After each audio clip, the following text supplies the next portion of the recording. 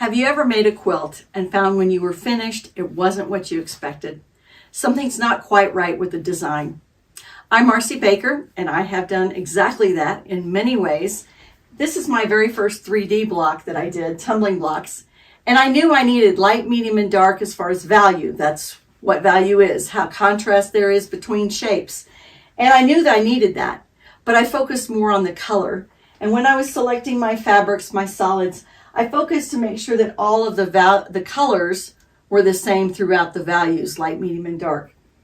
And I was successful with some of them, like the teal and the yellow and the purple, but not so successful with the pinks or the greens or the blues.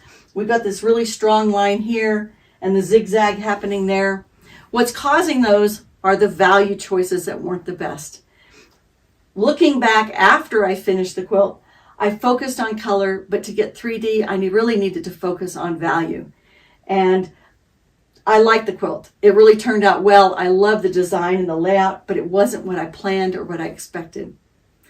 Fast forward 20 years later, and I have this quilt top that I've done. And all the lights are very similar. There's nice contrast between the medium and the dark. And so I get a very strong 3D design because I now understand value and how important it is. And then the colors, I was able to focus again on getting the three values of the same color.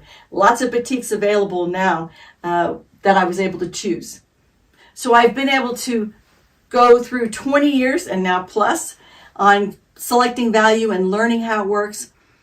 But I wanted to have a tool that allowed me to do it quickly and more confidently.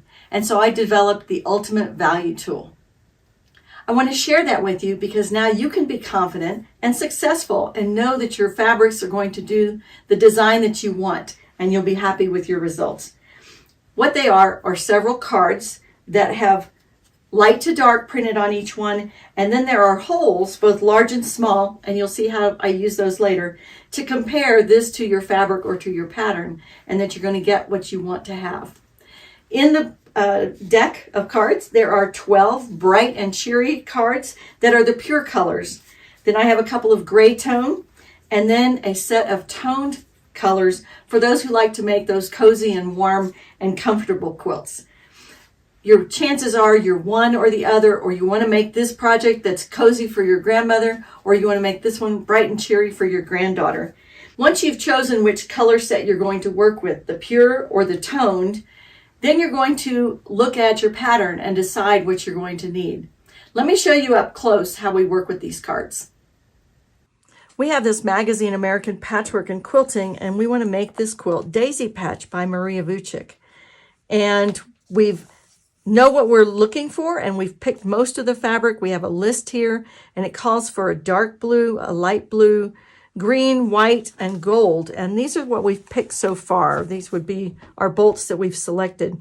Something's not quite right, and it's, I'm comfortable with the gold and the off-white, the green and the navy, but this blue here, I'm not so happy with it. And we have the tools, the value tool, and we're going to work with, remember we have some instructions, and then we have our brights, our pure colors, we have some grayscale, and then we have toned. And this quilt is pretty much pure colors, so we're going to work with that. And we want to be consistent with that. And let's look at this blue. It was a light blue, and that's what we've selected. But is this light blue on our quilt? And whenever we squint at that, value-wise, we're on the light side there, but color-wise, and maybe if we look up here, we can see it's more of a green. So let's look at our blue-green and see what value it needs to be. So our blue-green up here, and you can see it's a little bit lighter than a 1, but close enough to a 1.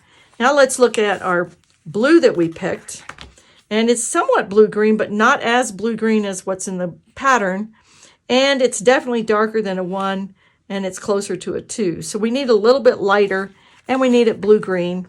So I've selected one, found one that I thought would work better, and it matches closer to the green, the blue-green that's in there, and it's slightly lighter than this here, which is what we found in our pattern.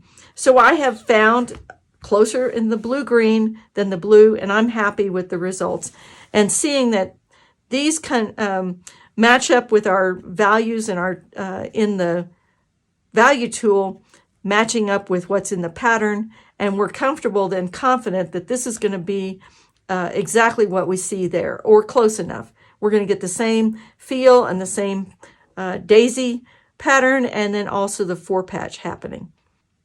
Now, what if we're a beginner and we're not comfortable with color and value? And it's like, well, I'd like to make this quilt. I really like it, but how do I know how to pick those? And what you do then is you pick the color cards, you pull them out of the deck, and you use them to pick your, figure out what value you need, and then to pick the fabric that matches that. And we go ahead and make a list of, we have a light blue, and we determined last time that it actually needs to be this blue-green. And we came up with that it's a value of 1 blue-green. And we list everything, and we have what card it is down at the bottom, and then what value number it is on the side. And notice sometimes I have a 0.5, and that means it's slightly lighter than or darker than the 1 or the 2 that's printed. So this is our list, and what we can do is we can go to our bolts of fabric, and we can find things that match. And so our gold needs to be a 3 yellow-orange, and this one looks great. It matches the 3 well. You can see it's lighter than the 4 and it's darker than the 2. So this one's going to work out well for us. And I've done that throughout as far as checking what we needed. And the white is actually not as white as you'd expect, because here's white and it's slightly lighter than this gray, which I had 0.5 on the white. And so we don't want to go for white. We want to go for, and that would just be too stark. So we've selected our fabrics, and we know from the fact that our values match what we've got here, and then our colors are close in the colorway, that we're going to get a quilt that's very similar to this. And we use this chart to help us find them. And we ran these across the fabrics in order to find something close to what we needed. For the intermediate to advanced quilter, another option is to take, hey, I like this pattern, but I want to make it in my own colors. And so we can translate the values that we figured out into another color scheme. And so here I've taken the list that I made before, and then I've changed it into another color scheme. And I've decided to go with this gold with red, orange, and then keep with the blue-green.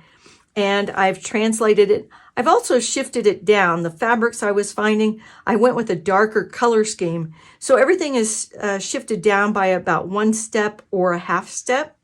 And then I went and found my fabrics, and this is the quilt that I developed from that.